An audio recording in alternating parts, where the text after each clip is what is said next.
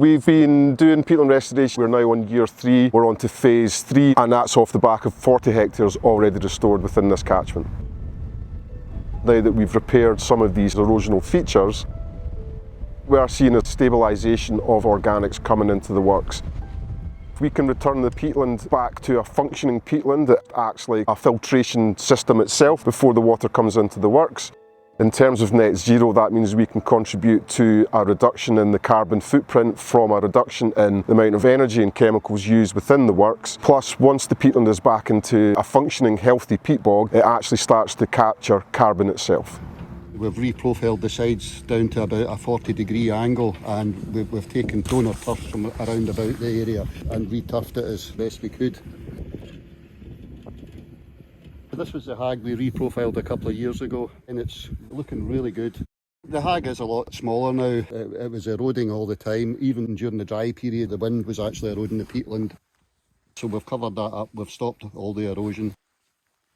We put in a couple of peat bunds down there as well, just to slow the flow of water off site, and the sphagnum moss is establishing well.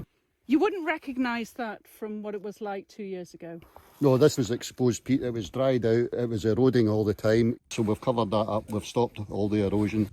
But all these areas up there, if you can see where we worked, these were all exposed peat hags as well. There was 3 or 4 different drainage channels in there, and the water was pretty much just running off site, eroding the peatland as it was going. We're now holding back the water, and it's been a particularly wet spell, so it's looking really good.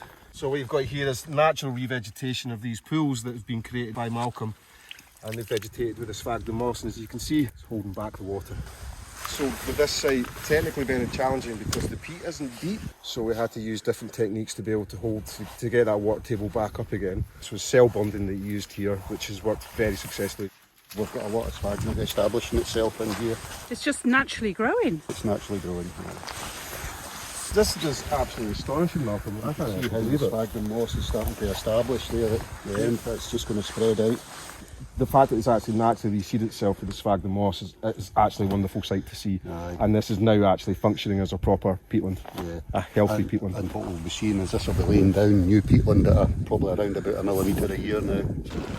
We've seen probably in the last 10 years a change in the climate, longer drier periods in the summertime, even out here in the Outer Hebrides, and much heavier rainfall events happening in the back end of the year, which is causing massive spikes in organic matter coming into the works from these wet weather events, which then enters into the works. Well, what we're seeing with peatland restoration is that these peaks are starting to reduce as we stabilise the peatland and the quality of the raw water coming into the works. So this is the Dinosan filtration system. The raw water source comes in, continuously flows upward through the media, which will remove any of the natural organic matter coming in through the source water. If we continue with peatland restoration over the years while the natural environment heals itself and we get more of the bogland plants such as sphagnum moss and sundews, we should see a reduction of the natural organic matter coming into the works.